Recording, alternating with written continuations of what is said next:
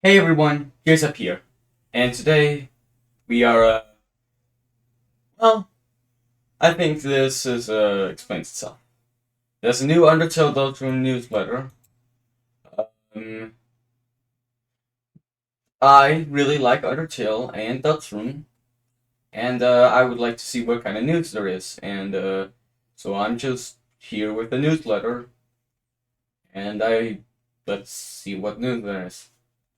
I was gonna do this with, one of my friends, but he's in France right now, so I can't. Love. There's nothing in this world more important. Love, that's everything. And so today we're at the Undertale Newsletter Corporation. Have decided to do something very special for our beloved fans. You're our Valentines. Please enjoy these three special cards. Dear Mommy and Daddy, I love you very much. I have attached leaked military documents from the Blame Thunder forms. War Thunder reference. Lula loved you very much. If you ever want to see your son again, please check out the enclosed instruction book. Love letter for you. Text. Yes. My boss is insane. He writes a response by hand to every single one of his fans that sends him a Valentine. And guess who has to deliver all those by hand with a big smile, singing a special song, and doing a special dance and wearing a special costume? I hate Valentine's Day. God, that's so relatable. Happy Valentine's Day. As a special gift on a romantic drive, I'll remove the card or 50% more likely for you to survive. What did you think? Did you enjoy your Valentine's? Well, let me tell you, that was only a fraction of what we prepared. You see, there are slightly less than 50 cards. So trade with your friends to collect them all, and don't try anything tricky. I know you're free, but we already sent out the newsletter, so don't think you can cheat by signing up multiple times.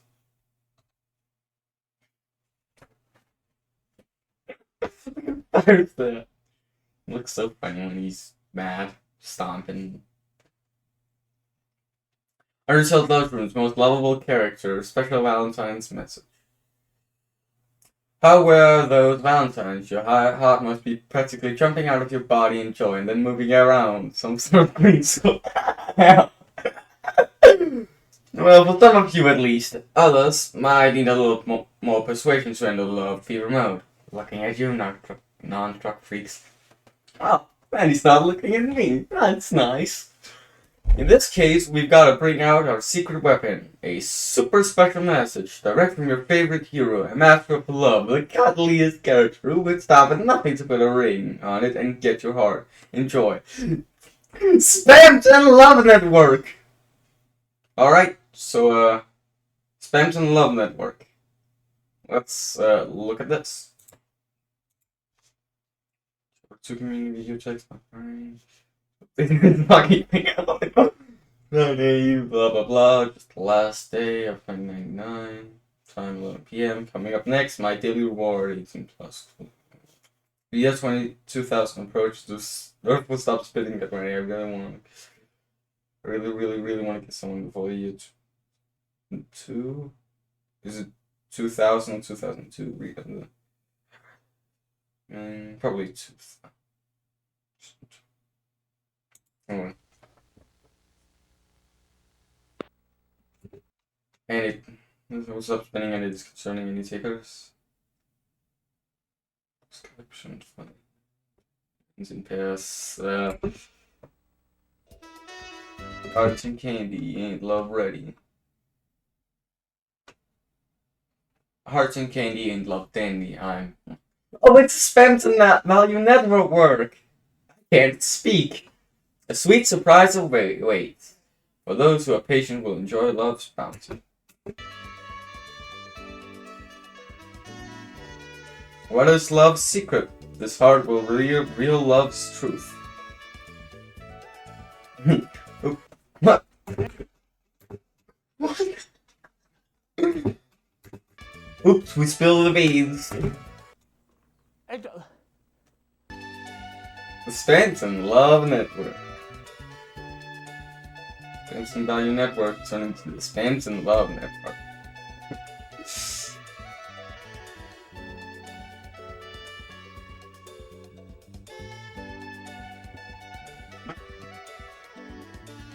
Love lasts forever.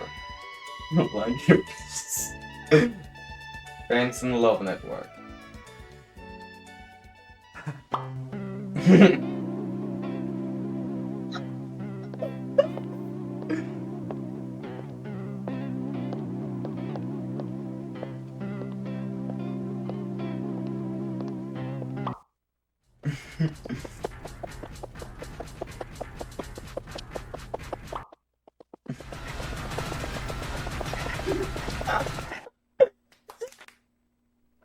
Hey Annie, happy V-Day! It's me, Spampton V. Spampton! And you can't resist my Spampton's kiss.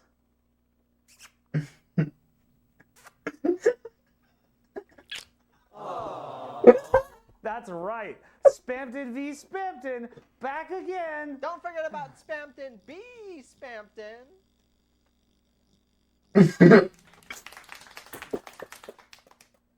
And welcome, dear spender, to the Spampton Love Network. We are here to celebrate love, kissing, love, and Spampton. And today I'll be... Not again. I hear Spampton's got a special Spampton surprise. Buy my love for only one Cromer. And if you accept... This is exactly what I was hoping. It's so stupid, I love it.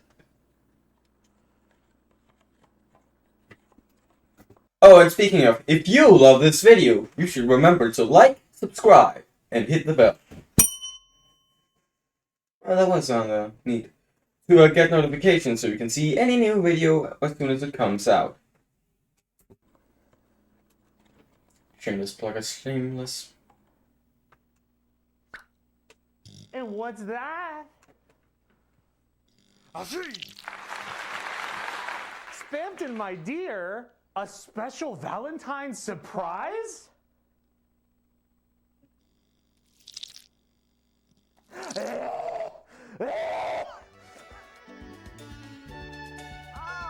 love commercials. Hmm.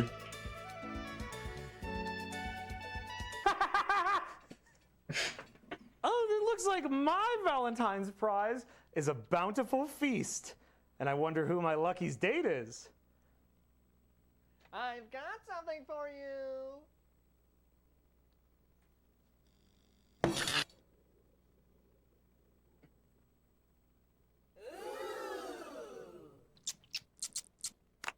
So I'm okay.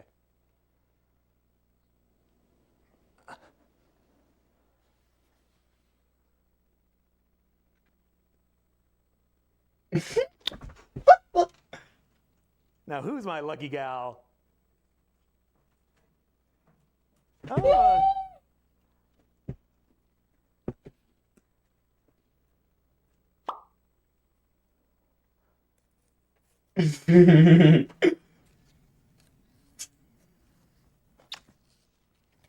Happy Valentine's Day.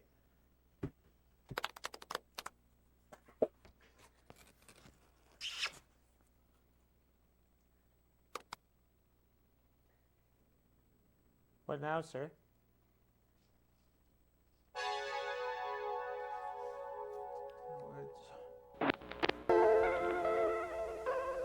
Benson Love Network official lovers now hiring. Oh, it's that drawing! I remember that. Right there. Oh.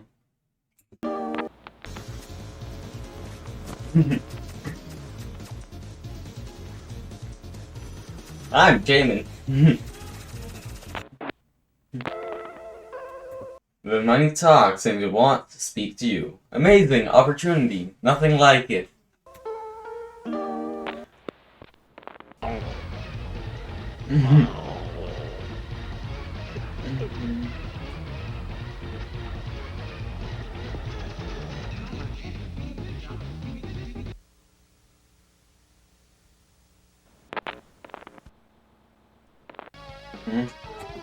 Matt, now I'm firing massive pay. Benefits. Free peepus. You could be hot here. I don't think I want to be there.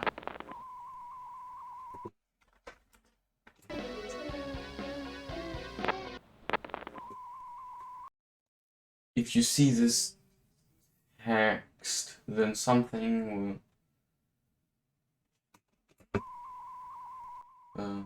this one is the one here to the... Oh, hi, Spencer.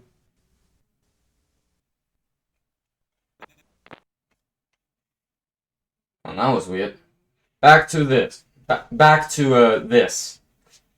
Deltarune mini status update. Happy 2024, everyone! The Deltarune team and I were taking a break for the holidays to visit our families, but now everyone's back and excited to get back to the game. Chapter 3, we're working on the Japanese localization, then we will begin porting and bug testing the chapter, after which it will be totally complete. Nice. As mentioned last time, the team is now mainly focusing on Chapter 4 with some minor work being done on Chapter 5.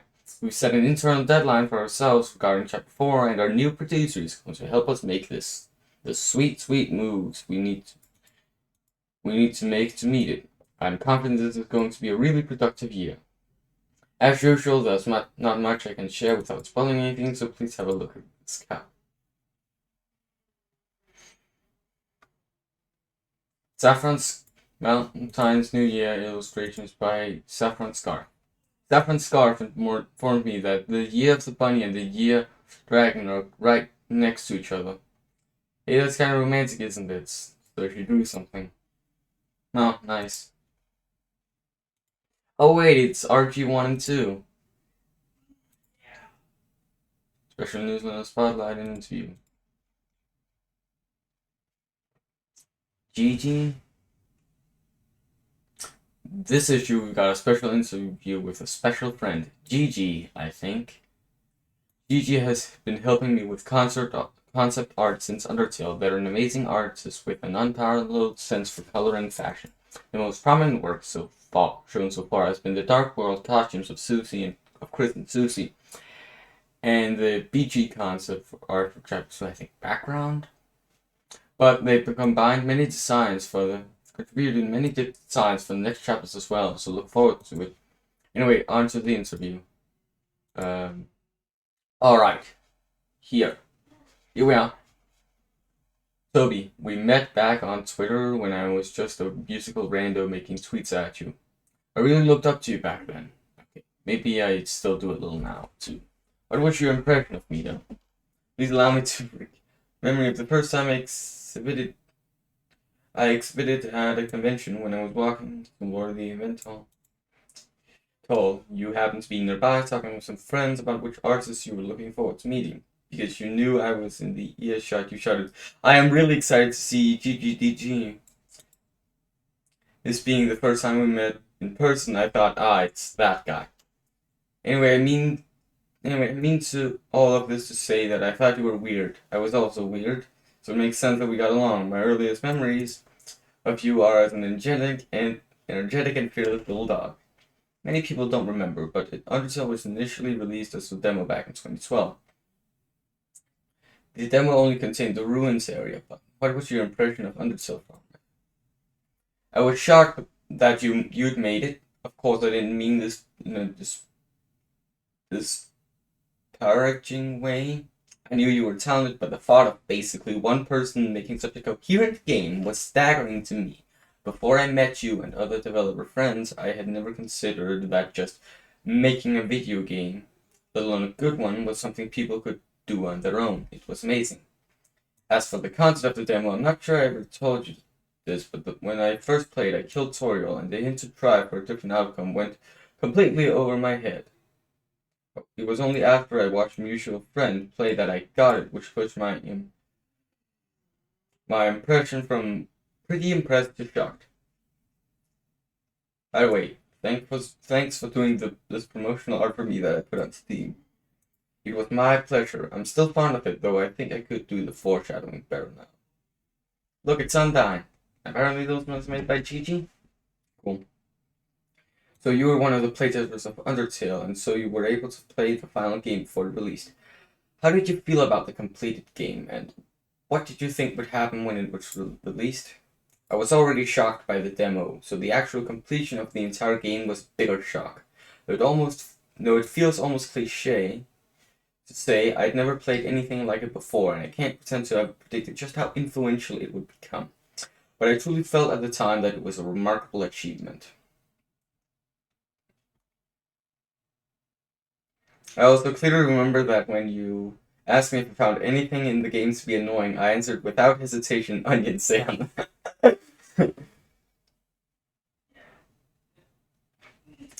There was a period of time you shipped Sensorial. I don't understand why this is in past tense. I still have memories of showing you and Chess a dramatic battle from Undertale in a hotel room. I remember it was the first time I had shown the battle to anyone else. Wasn't that the battle with Sans? Do you guys remember this? Also, I will include Chess for this question. Chess, come here! I think some memories might be blending together here. I do remember when you showed me the Undying battle in a hotel hallway. I mean, to quickly flip down your laptop whenever someone stopped to talk. I also remember when you showed Chess and me the early parts of Deltarune the night before we went to Korea. But my most vivid memory of the Sans fight is playtesting it on my own. I believe the battle was toned down a bit to accommodate me. Chess, being much better than the games that I am, had to do it the real way. Tangentially, feeling. I remember the few moments during my initial playthrough when I would message you for insight on how to proceed. You'd always get really intense and responded along the lines of, "It's your choice." I felt slightly like a horror movie protagonist. I somehow don't remember this at all. I'm pretty sure that my first time seeing the Sans fight was on my own playthrough. I do at least have memory of being the first playtester to defeat Sans, but it's been long enough that I can't be certain whether or not it's true or not. I do remember being shown some mid-development Undertale stuff in the hotel room, but the thing I remember seeing wasn't Sans. It was a debug demonstration of a random attack where you had to maneuver around beneath a creature with really long legs. I remember thinking it was really fun. And actually, didn't you tell me much later that this attack was going to be its own standalone minigame or something? I remember you had really a lofty ambitions for it. The Legend of a Leg. We'll talk about leg in a different episode. Not a question, but I originally made a fan song for your character Noise Master from your old comic Cucumber Quest. I began to making music for webcomic back then. This ended up being partially remade and repurposed as Metason's Falcon. Oh yeah, I've heard this before. It doesn't seem to be working. You can find it on YouTube though. Thank you for inspiring me. Also, do you remember this art? Oh, it's Megaton in the style of Noise Master. Wasn't Temmie also one of the people who made Cucumber Quest, I think? I don't know, I might be misremembering. Again, it was my pleasure. I was so thrilled by the Noise Master theme when I heard it that I listened to it on repeat for days. And yes, of course I remember, it was a very self-indulgent drawing. I remember back when the game came out, you were instrumental in initially spreading the word about it. You let me take out a banner ad on your webcomic that stayed up there for months. Even though Twitter existed back then, the internet was quite a bit smaller, so I feel like it probably made a little bit of a difference. I really appreciate that. You even put a Undertale reference directly in the comic by including a scene where one of the characters wears slippers of Toriel's face, which are now 7 years later actually becoming merchandise, as well as sort of appearing from themselves. I never forgot these slippers. Fangame, if you're reading this, please send me in GG free slippers and also Chess and also send me.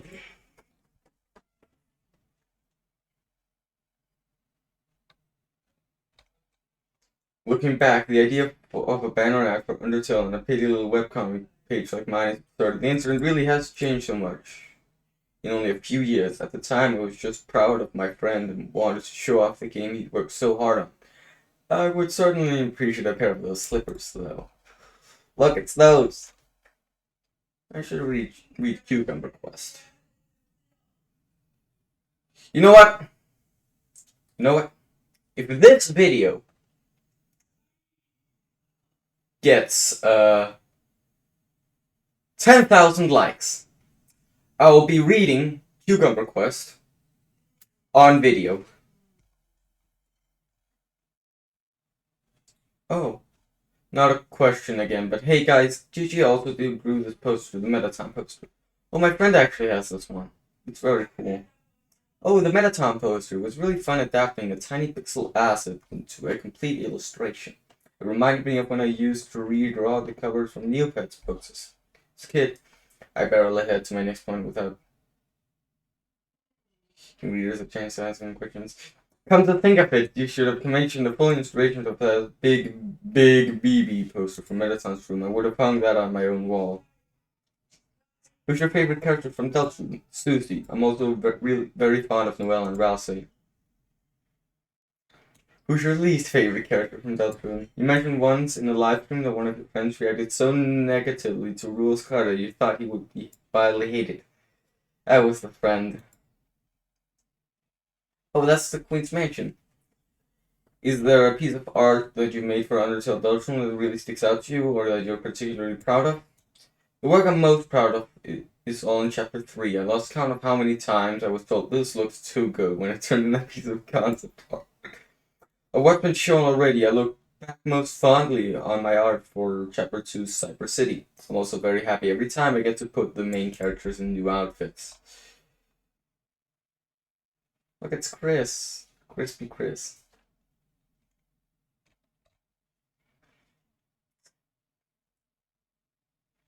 Gigi drew the concept art for Chapter 3 pretty early on, so as the chapter evolved, sadly, many of the actual in-game assets ended up deviating from the concepts. We'll definitely show that concept art after the chapter is released, though. I guess this is some of it. Looks cool. I wonder what those silhouettes are. Maybe it's the weather. I don't know. I like this. Susie looks like beefy. Are you most excited to see in Deltarune? Your live script readings were mentioned in the previous Deltarune team interview, I believe. Well, you read through the story outline for me and a few others some time ago. I think I was pretty quiet through most of it, but one particular moment made me roar, yeah, like I'd been possessed by a demon, so probably that moment. Anything else you'd like to share with the class? Any memories of us? Anything about my games during development, after development, etc., except for the one time we went to Korea, we can't. Cheese Bond. Actually, I do have a story about the Korea trip. On our last night there, we all stayed in the super traditional inn sleeping mats on the floor. But we ended up ordering pizza for dinner. Cheese Bond is a Korean fish sausage snack? Neat. Anyway, at one point, the conversation turned to music production. I remember crowding around your laptop and little table on the communal area, watching you give a Machiavelli adult demo of how you arranged Megalovania in FL Studio. Yeah, it's FL Studio. I use that for my music. I will say, quickly, I'm currently making music for a game. A game called Cursor Story, which I'm working on with a friend. Actually, the same friend who would have been here today if it wasn't for the fact that he was in France. So check out Cursor Story on I think it's itch.io and Steam. I think are the two most places you can find it. Anyway, yeah, I'm making the music for it. At least most of it. I was too embarrassed to say so at the time, but I've always wanted to try my hand at making music of my own. Somehow that demo was the first time in my life that music felt like something approachable to me. So I look back on it fondly. Thanks for that. Yeah. Thanks, Gigi. Is that Gigi? Yeah, it's Jebel. And I think this is Gigi? No. Let's go back to the, and we're back. You may have heard that I make music for a certain game recently. Yes, a very certain game. Yes, with a totally out of nowhere collaboration. That's right. Soul of Sovereignty. I collaborated with Gigi on the soundtrack of the new visual novel, Soul of Sovereignty. The first chapter is now available for purchase. Linear story and only takes an hour or two to complete, so check it out. This game is intended for mature audience, 18+, only don't play this, kids. You can't tell me what to do! As I implied, the soundtrack to this the couple's collaboration, while the two of us both made our own independent tracks here and there. Most of the tracks were created by the two of us passing project files back and forth. It honestly felt like a true 50-50 effort, or maybe even more 60-40 on the side of Gigi. Gigi did mention that they wanted the soundtrack to sound like a PlayStation game, so I just sent them all the sounds I usually use, and we just went wild. Anyway, I don't think I've ever collaborated so back and forth like this. It was really fun. Plus, it's Gigi's debut as a composer, and I'm really proud. Soul Salve has a more serious fantasy atmosphere than Deltarune, but I think the appeal of the characters are similar in some ways. Like Deltarune, the characters in setting have a long history. There's something that Gigi has been turning around in her head for over 10 years, and it's hard to put it into words. But you can feel that. After meeting Loic and Usme for just a moment, they feel like old friends, and it's hard to stop thinking about them. I already want to meet them again. Anyway, if you're interested for a magical fantasy story with a slight dusting of Clown Woman, I can't give a strong recommendation. Oh yeah, and don't forget to check out the soundtrack. Maybe I'll do that later. Some Bandcamp. I don't use that. Toriel slippers. They are real. Put Toriel on your feet. Now. Oh yeah, that's a Toho Danmaku Kakura. My Japanese pronunciation is impeccable. You might have heard Toby Fox and Zoom collaboration. You might have heard, but the song Toho creator Zune and I collaborated on. The song Toho creator Zune and I collaborated on is out now. It's a bit of a dream come true for me, so give it a listen. You really should. I've already listened to it. Temi also did the cover art for the song, so as usual, she did all the sprites in the newsletter.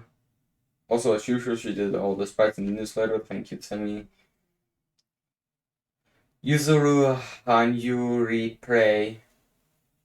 Yuzuru Hanyu, considered to be one of the best ice skaters of all time, if not the best ice skater of all time, is ice skating to Megalovania. Toby must be really proud. Toby must be really proud of Megalovania. That's one of the few songs that gets put into every game. Like Smash. Now, Yuzuru Hanyu. Explain that context. Yuzuru-san is currently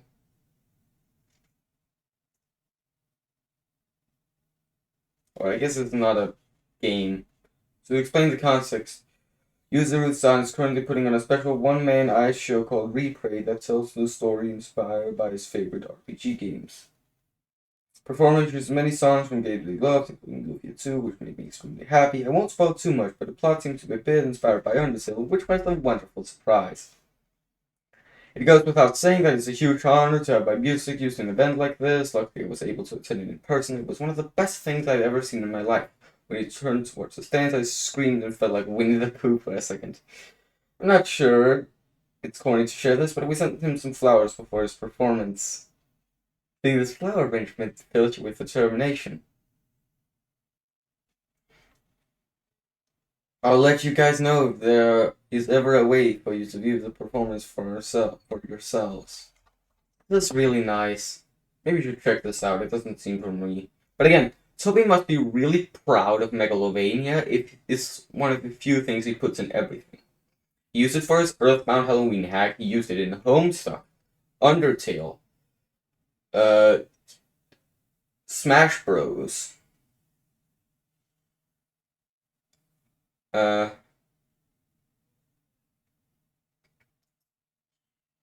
It's one of the few he got played for the Pope. Yeah, that happened. And now it's going into this thing. The Replay tour, whatever that is. Alright, conclusion. I'm sure after that lovely newsletter, your heart must be going doki doku, doki doki, bam bam, pico pico, and several other noises that only a dog can probably diagnose. But that's one more thing. We did an illustration for 8-Force New Year's card. Cute, right? Hope everyone has an auspicious 2024, Year of the Dragon. See ya. Alright, that was fun. So, with the kissing booth $50 and this Bampton there, I think that's about it for today. JSAP, out.